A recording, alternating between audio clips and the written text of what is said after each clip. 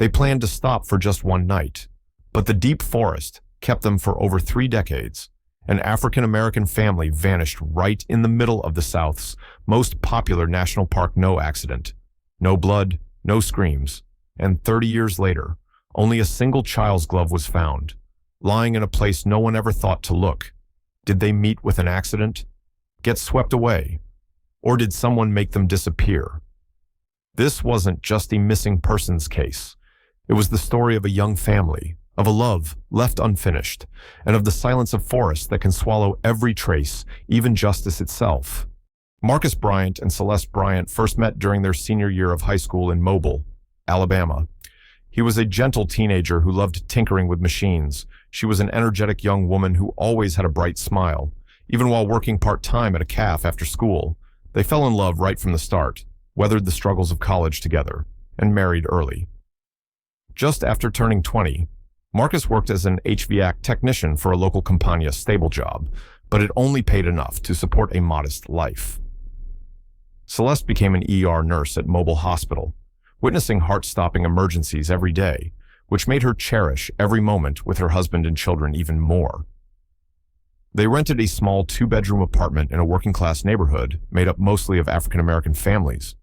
Despite their tight finances, their home was always filled with children's laughter, the warm smell of home-cooked meals, and Kira's messy drawings taped all over the kitchen walls. On weekends, Marcus would fix cars or tend to the little flower patch by their porch, while Celeste enjoyed sewing old clothes into cute dresses for their daughter.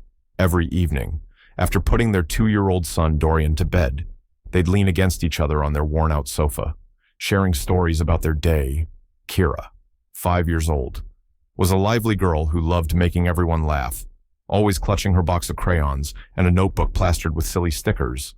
Dorian, just starting to babble, never let go of his worn brown teddy bear, holding it tight at all times during their simple dinners of rice, beans, and braised meat.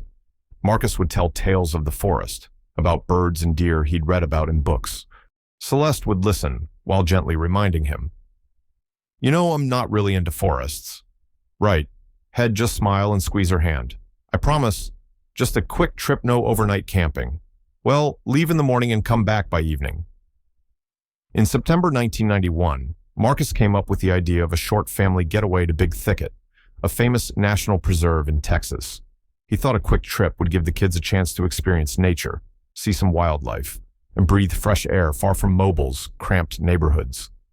Celeste was hesitant at first, since the forecast predicted light rain, but seeing the excitement in her husband's eyes and their kids' bubbling enthusiasm, she gave in.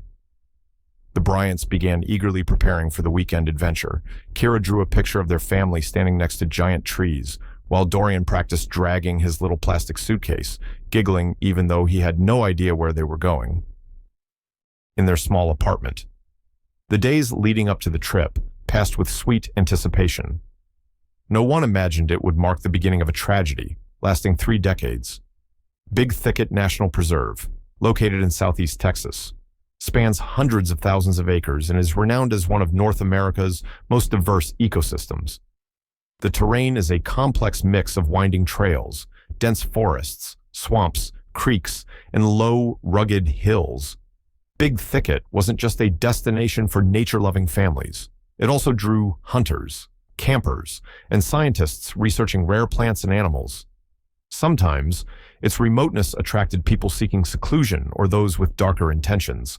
Through the 70s and 80s, the area saw its share of accidents and lost hikers, but rarely did someone vanish completely without a trace.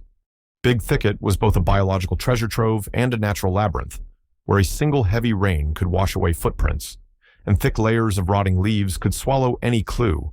In the early 90s, the park still lacked extensive camera networks or frequent ranger checkpoints.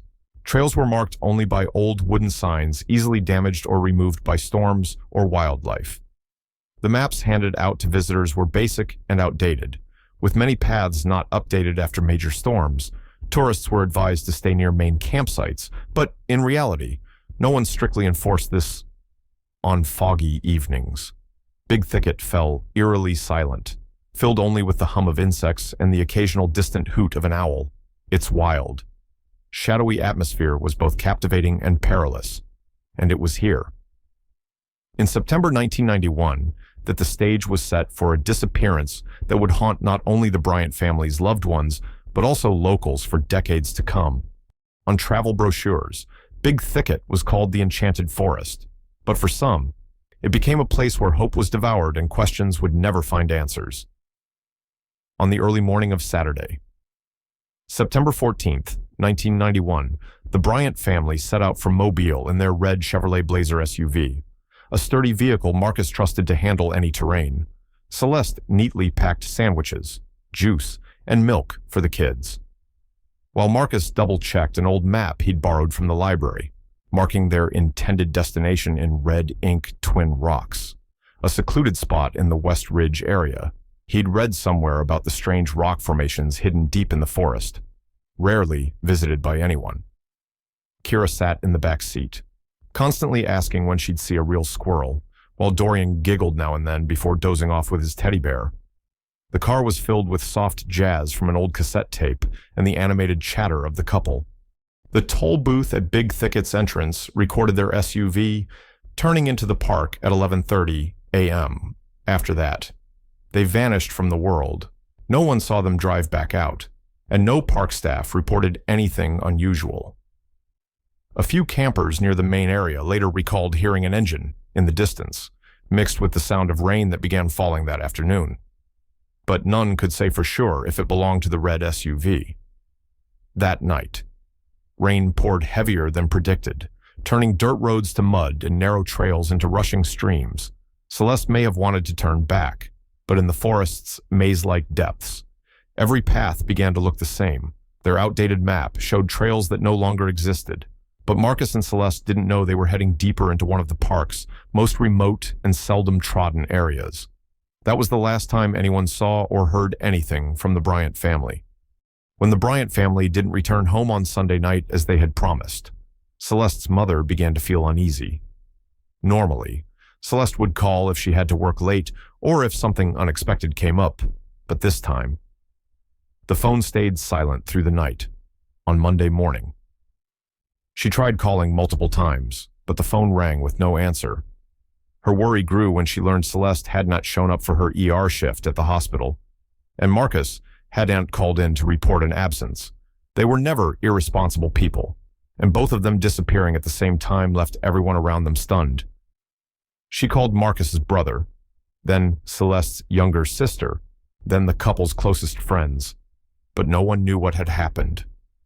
Meanwhile, the morning papers reported heavy rain and strong winds overnight Saturday in the Big Thicket area, causing flooding on forest roads and minor landslides in remote sections. Celeste's mother immediately called mobile police.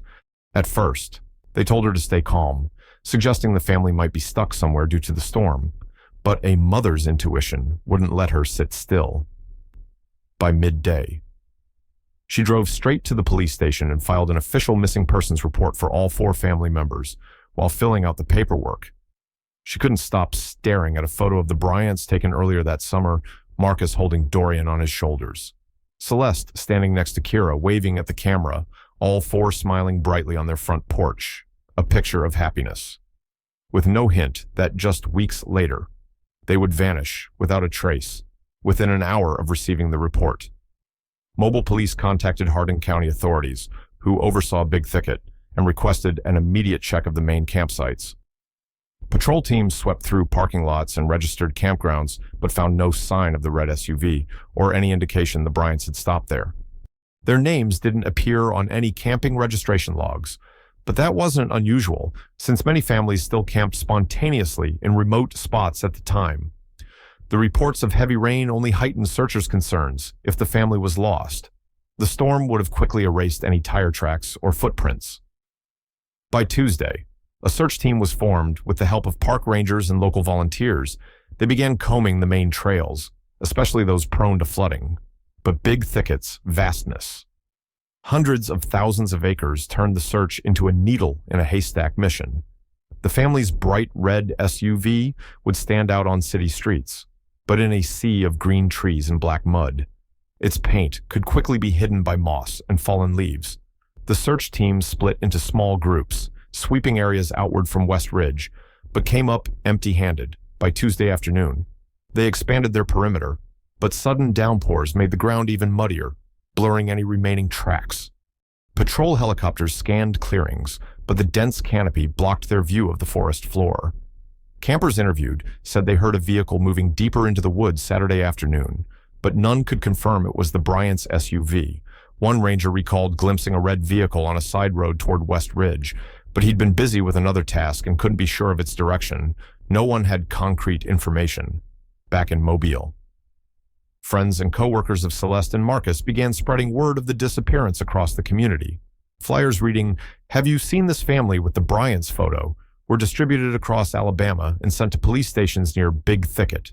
News of the missing family spread through radio and newspapers, inspiring many locals to volunteer in the search. But even with more people, the rugged terrain and unpredictable weather quickly dimmed hopes. By Tuesday night, the search leader called an emergency meeting and admitted they had no new leads to pursue. His first sentence in the report sent back to Mobile would haunt the Bryant's loved ones for years. "We have no starting point." By Wednesday, the search officially entered an expanded phase. Police brought in tracking dogs, requested national helicopter support, and even deployed divers to search ponds and lakes near major trails. But Big Thicket was a labyrinth. The West Ridge and Twin Rocks area Marcus had marked on his map was just two of hundreds of confusing landmarks. Heavy rains had caused new cracks, landslides, and fallen trees to block paths. Whenever rescue teams found a faint sign like a tire mark on wet ground, it would lead them to a dead end or an empty clearing with no trace of a vehicle stopping there. During those days, Celeste's mother stayed near the search site, sleeping in a car with relatives and visiting the ranger station each morning to ask for updates. Every time a ranger returned from the forest, she ran to them hoping for news, but always received only a shake of the head. At night, she sat watching the pitch-black woods, listening to insects buzz, imagining her daughter, son-in-law, and two grandchildren cold, hungry or worse. Some volunteers recounted chilling moments standing in the forest, hearing the wind whistle through the treetops, dry branches snapping like footsteps behind them, only to turn around and find nothing but darkness. The deeper they searched, the more it felt like the forest was hiding something it wouldn't let go. A few volunteers quit after days of searching, overwhelmed by fear and frustration. Meanwhile, police began exploring other theories: an accident, an animal attack, or the possibility the family chose to disappear on their own.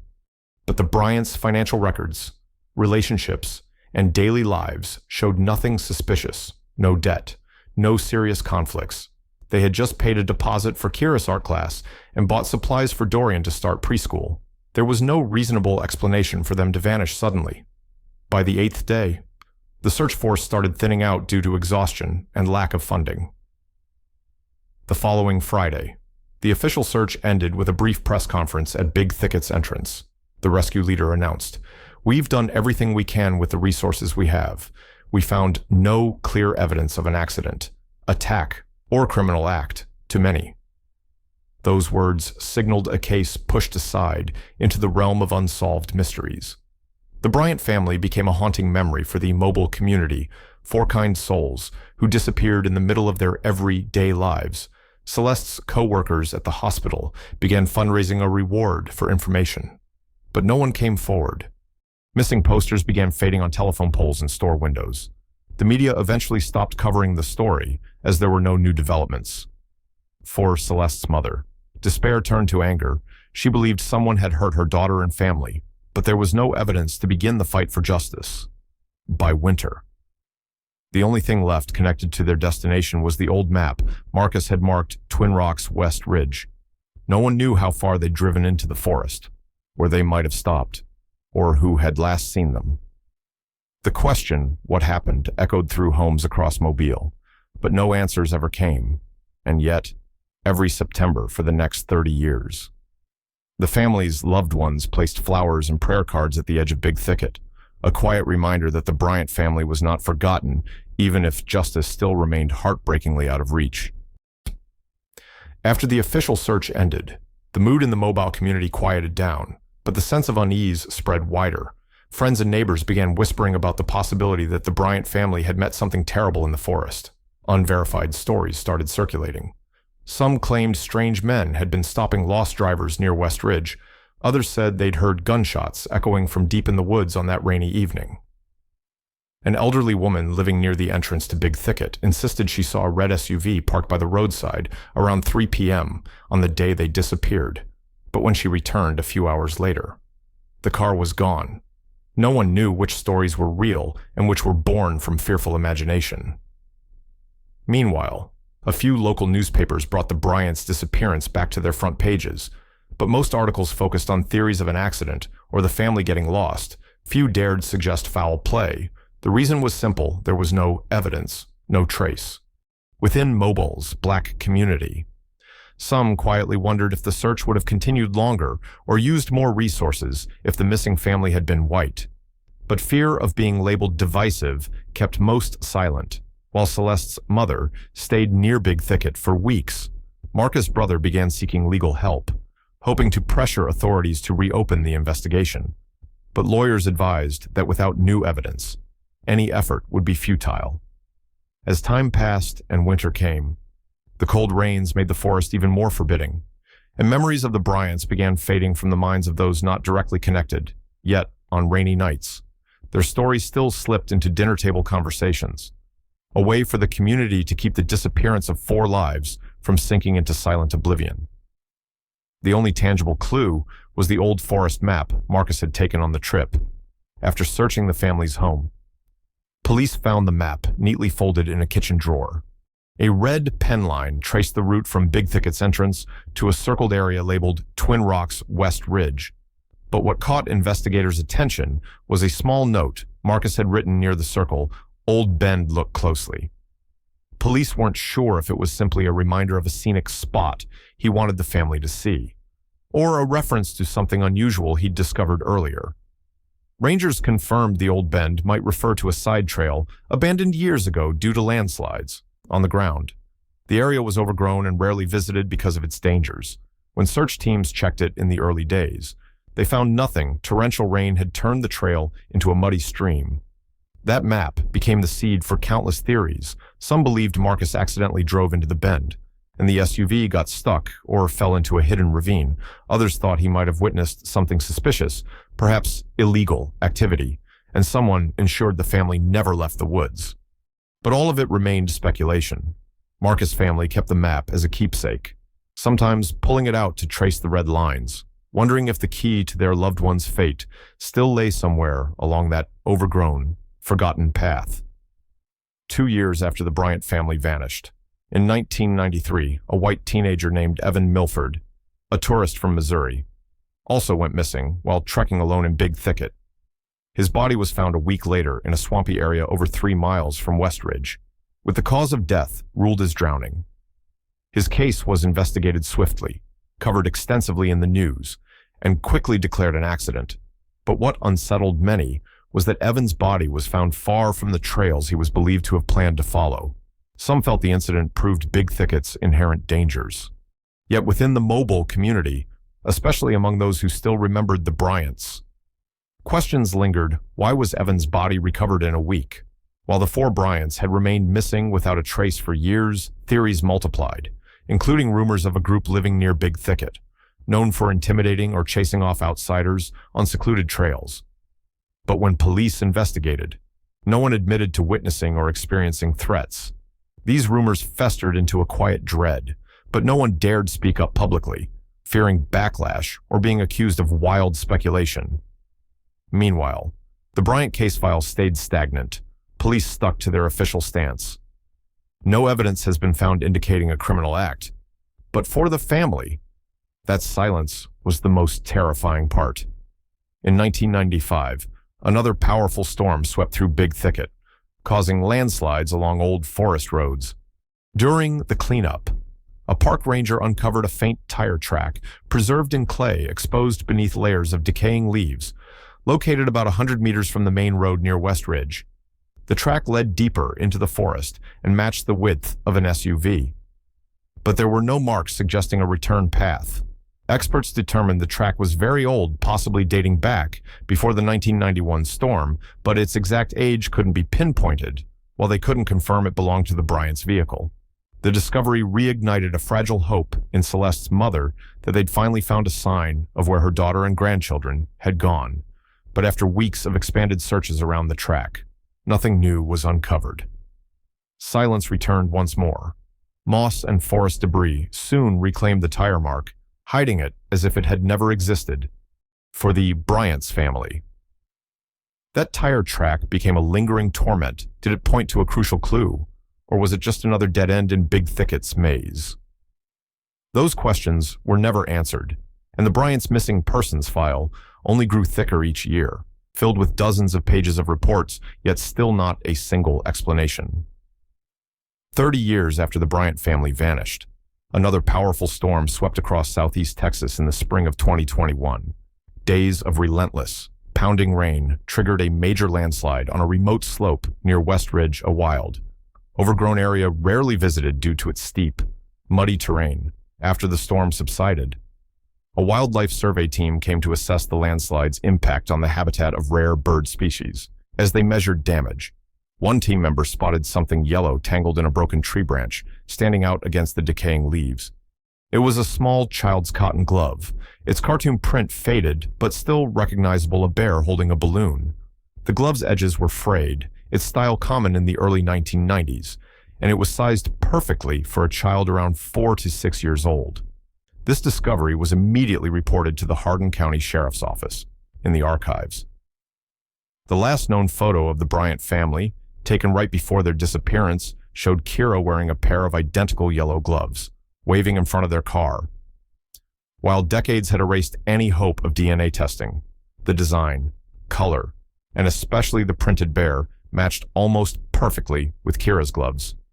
It was the first direct piece of evidence linked to the Bryant family in 30 years, found precisely in the area Marcus had circled on his old map. Police and park rangers cordoned off the site the same day. They meticulously excavated the ravine where the glove was found, sifting through each layer of soil in search of any trace, clothing, vehicle debris, toys, personal belongings, but despite their efforts, nothing else was recovered.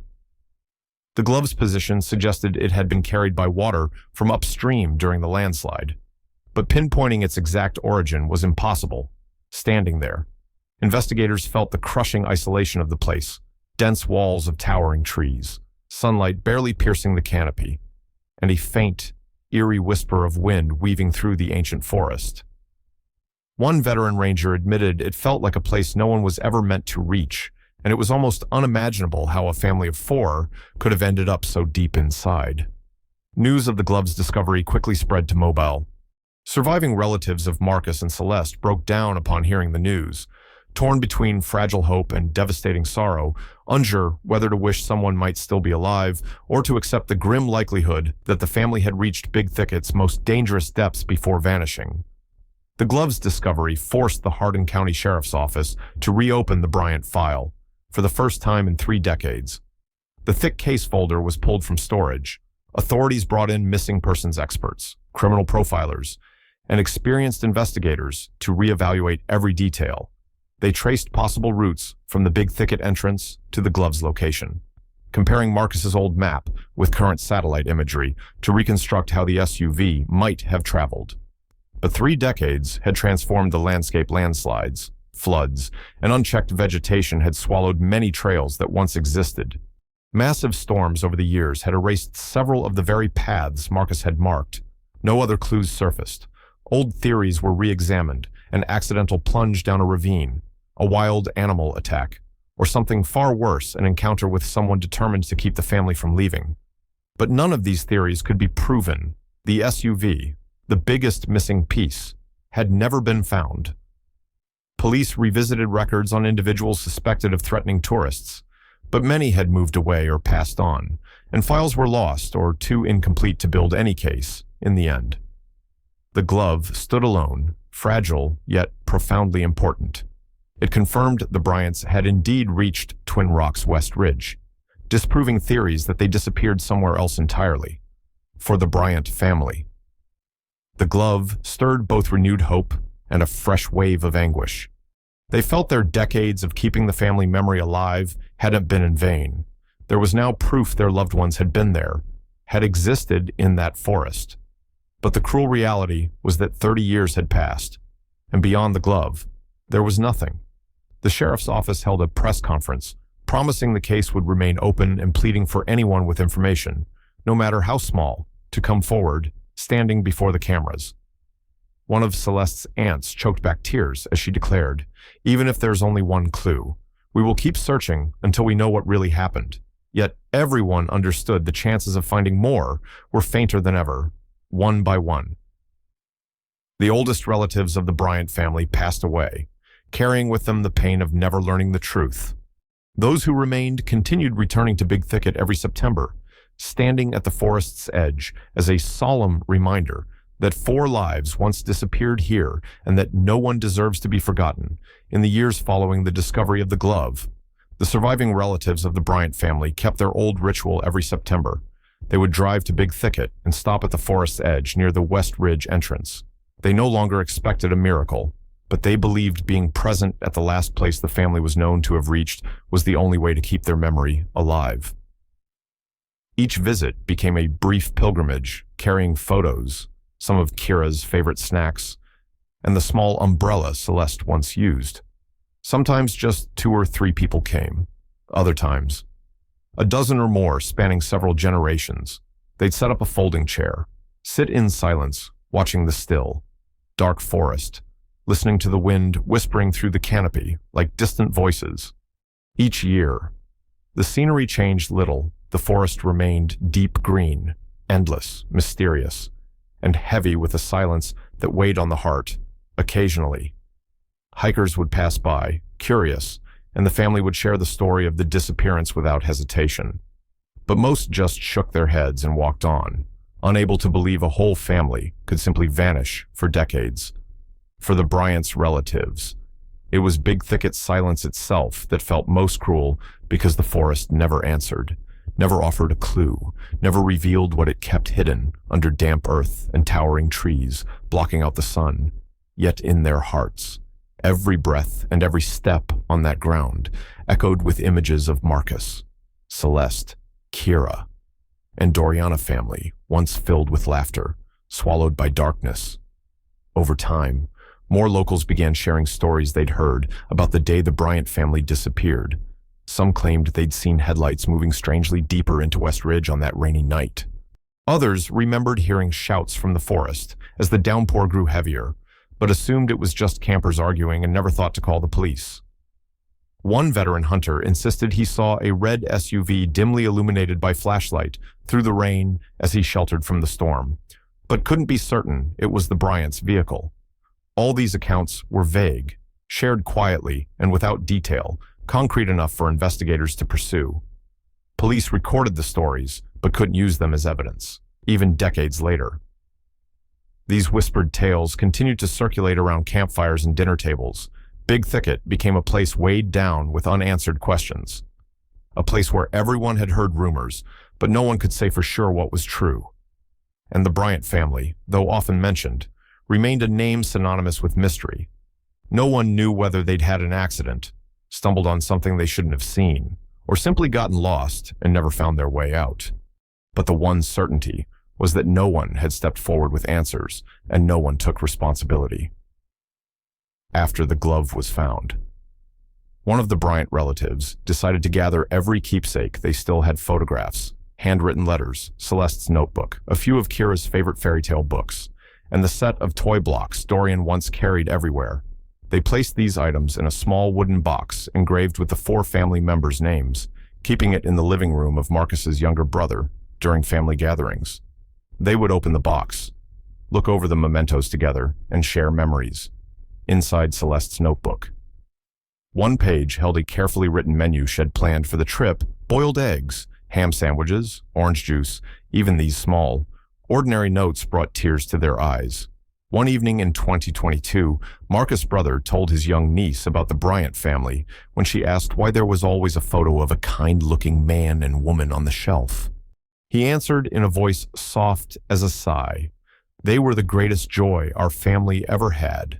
Through these conversations, the memory of Marcus, Celeste, Kira, and Dorian lived on not just as a source of sorrow, but as a reminder of the power of family bonds and the importance of never letting hope die, even when the world seems determined to erase it, despite reopening the case and organizing additional small-scale searches. Both police and family came to accept the harsh truth. Big Thicket was simply too vast and too secretive to offer clear answers. Over 30 years, countless storms had reshaped the terrain, washing away any clues that might once have existed. The ancient trees still stood tall, their deep roots clutching the forest's secrets beneath the damp earth. Each time someone new heard the story in Big Thicket, they were shocked, unable to fathom how 4 people, a large vehicle, and all their belongings could vanish without a single trace. But longtime locals would only shake their heads, because they knew this forest had swallowed more stories than anyone could count. On foggy afternoons, some said you could hear children's laughter drifting faintly through the trees, or see a red vehicle slipping between the shadows. No one could prove these stories, but they added to the sense that Big Thicket would always keep what it chose to keep. In that endless silence, the only things left were memory, love, and the vow of those who remained to never let the Bryant family's story vanish a second time.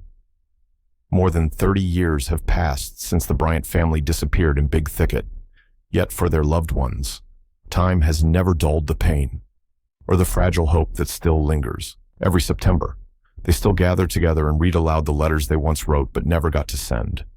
Among them is a note Celeste's younger sibling wrote to her, sharing news of their eldest son's first words, a letter from Kira's grandmother, lovingly urging her to always listen to her parents, a short note from Marcus to little Dorian, promising that when he came home, he would take him to see the ocean.